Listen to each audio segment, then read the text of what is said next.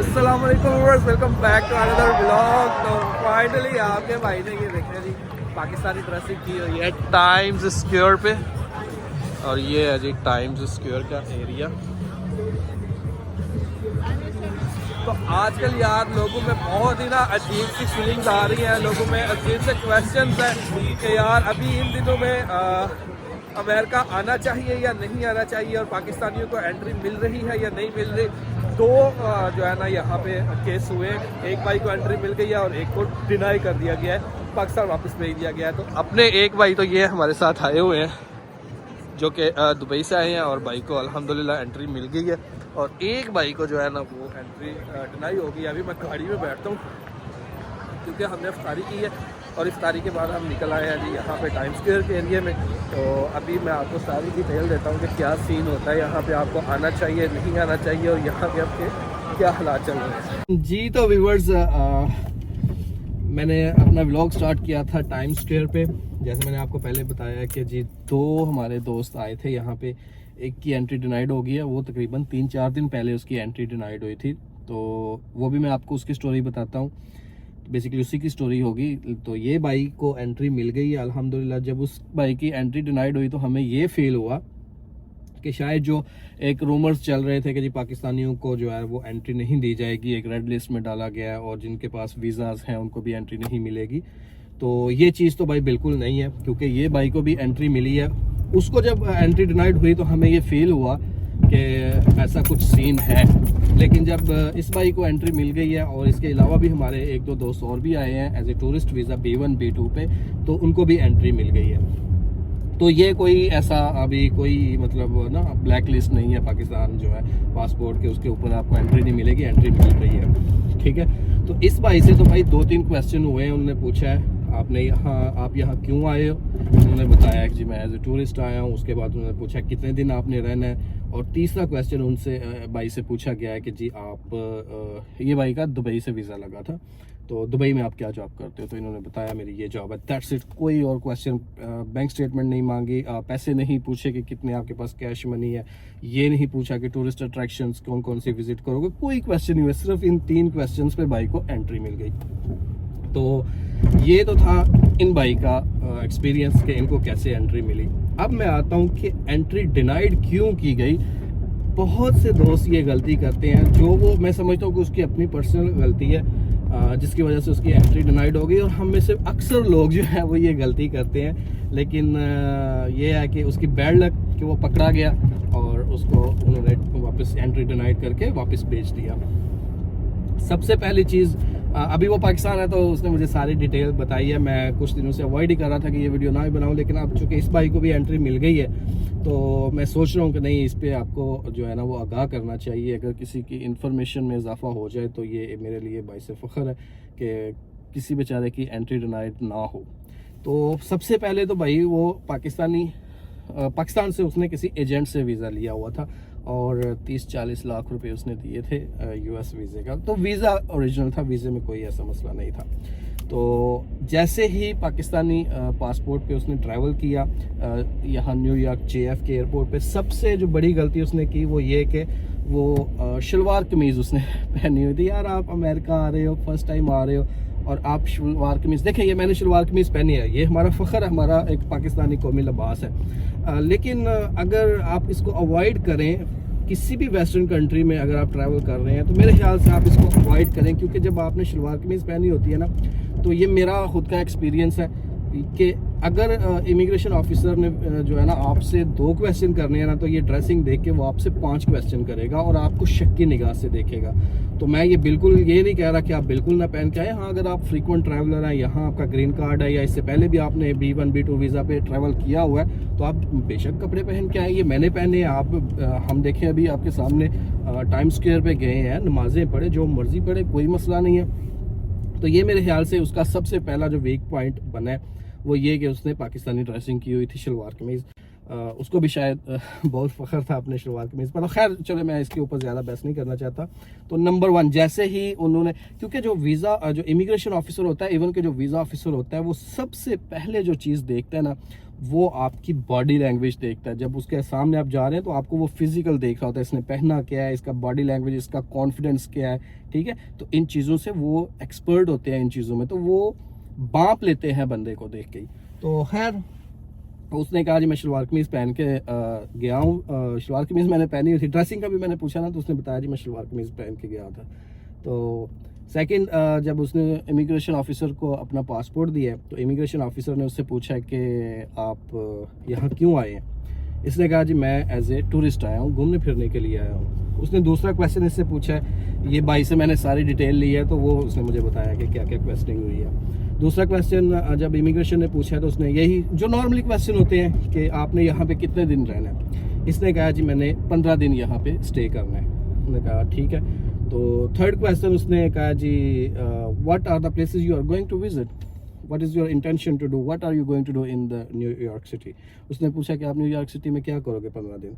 इसने कहा जी मैं टाइम स्क्वायर देखूंगा, उसके बाद मैं स्टैचू ऑफ लिबर्टी देखूंगा, फिर उसने मुझे कहा कि तीसरा क्या था, ये what you call Brooklyn bridge.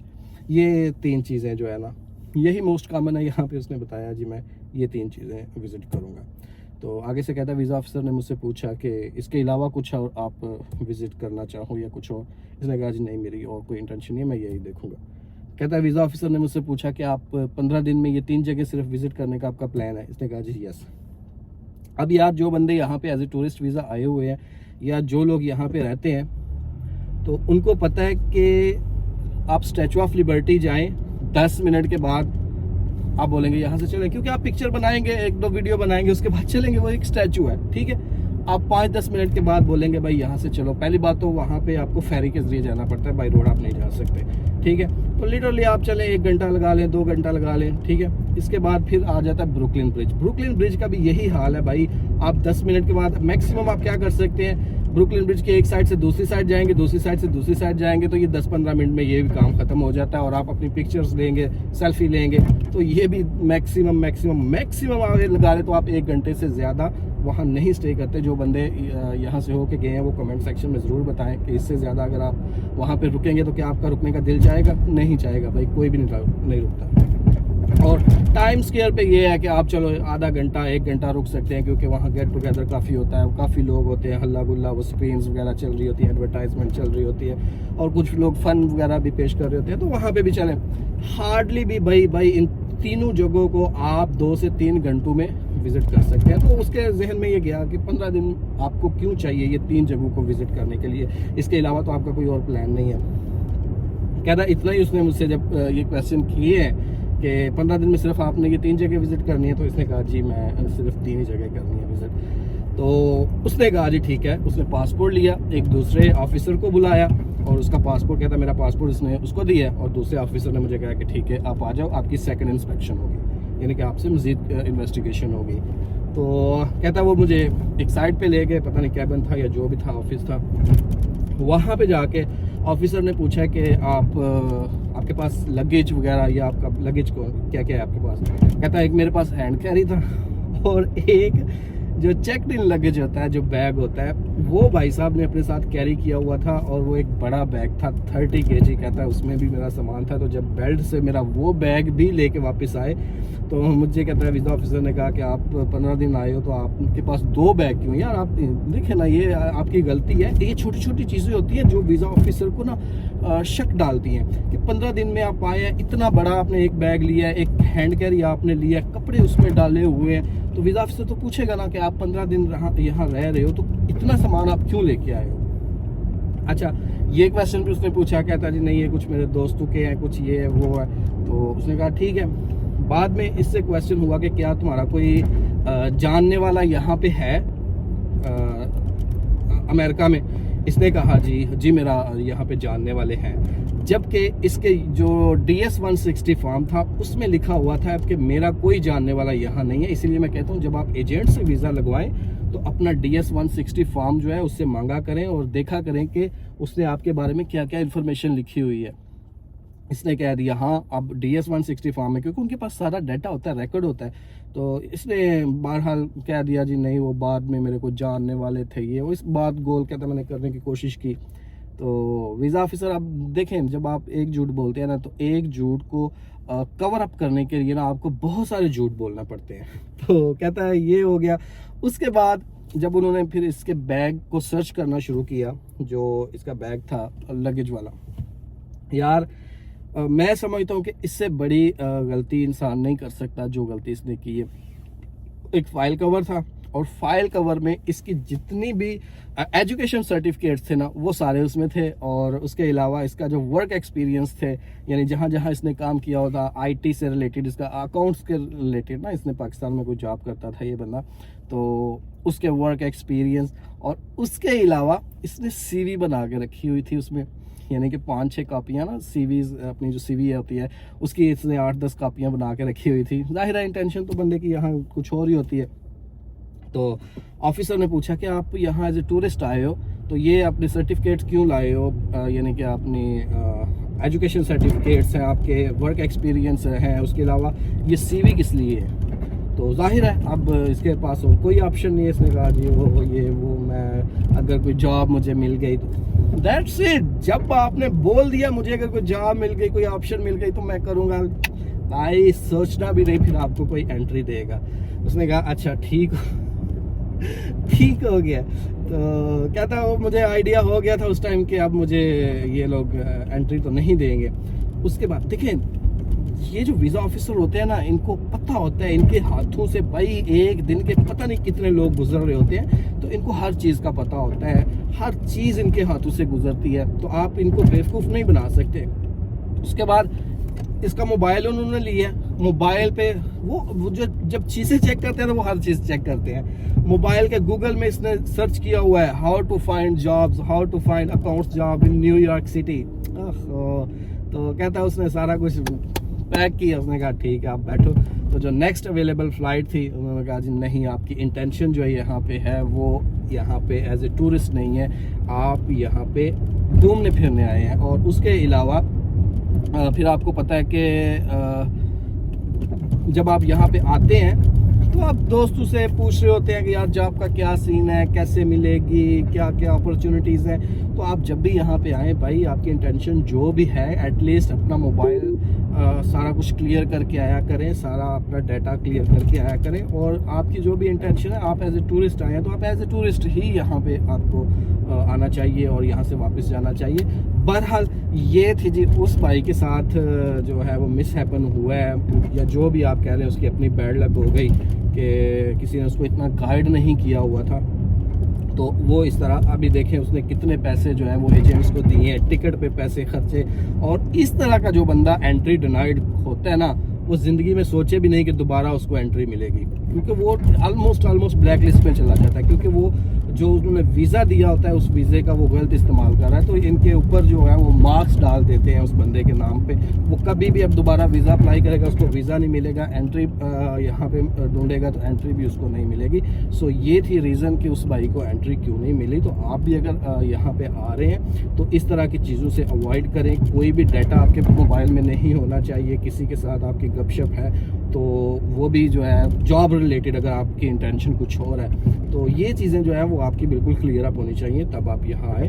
तो बाकी ये है, कुछ लोग ये मुझसे क्वेश्चन कर रहे हैं कि क्या आजकल यानी कि डोनाल्ड ट्रंप के आने के बाद क्या ये वर्थ करता है कि अभी हमें अमेरिका आना चाहिए या नहीं आना चाहिए। कुछ लोगों के पास ऑलरेडी वीज़ाज़ हैं लेकिन वो कंफ्यूज हैं कि आएँ या ना आएँ। तो जहाँ तक तो बात है भाई आने की, तो आप ज़रूर आएँ, कोई कदगन नहीं है। आपका फैमिली स्पॉन्सर पे आए हैं, B1 B2 पे आए हैं, इन्वेस्टर पे आए हैं, जो भी आपका वीज़ा है वो आए, आपको कोई यहाँ पे प्रॉब्लम नहीं है। लेकिन अगर आप B1 B2 वीज़ा पे आके व्हाट यू कॉल असाइलम की तरफ मूव होना चाह रहे हैं तो मैं कभी भी आपको रिकमेंड नहीं करना। ये गलती आप कभी भी मत करना। आपका वीज़ा भी ज़ाया होगा और यहाँ पे आपको पता है कि क्या हालात अभी चल रहे हैं। तो ये वाली ऑप्शन कभी भी ना अवेल करना। हाँ, यहाँ आके शादी वाली ऑप्शन आप अवेल कर सकते हैं, अपने B1 B2 को इन्वेस्टर वीज़ा में चेंज कर सकते हैं, ठीक है। और भी बहुत सारी ऑप्शन है जिनको आप अवेल कर सकते हैं, लेकिन असाइलम की तरफ मत जाइएगा। और जो लोग बॉर्डर क्रॉस करके आना चाह रहे हैं इलीगल इमिग्रेंट्स, तो वो तो भाई आपको अगर कोई बंदा फ्री में कहता है ना कि मुझे फ्री में ले जाए या मैं आपको फ्री में ले जाता हूँ, तब भी उससे इनकार कर देना कि नहीं भाई मुझे अमेरिका नहीं जाना। बॉर्डर क्रॉस करके आने वाला बंदा जो है लाखों करोड़ों दे के आते हैं, तो भाई उनका कोई यहाँ नहीं है। हमारे बहुत से ऐसे लोग हैं जिनको हम पर्सनली जानते हैं जो 1-1 करोड़ रुपए की गेम है और बेचारे आते हैं और वापस फेंक दिए जाते हैं बॉर्डर से। तो ये गलती आप मत करना। तो बाकी ये है कि लीगल तरीके से आएँ, लीगल तरीके से यहाँ जो ऑप्शंस हैं उनको आप अवेल करें। तो ये थी जी वीडियो, आई होप कि आपको पसंद आई होगी, इन्फॉर्मेटिव होगी आपके लिए। तो थैंक यू सो मच, मिलते हैं नेक्स्ट व्लॉग में। तब तक के लिए मुझे दीजिए इजाज़त, अपना ख्याल रखिएगा, दुआ में याद रखिएगा। अल्लाह हाफिज़।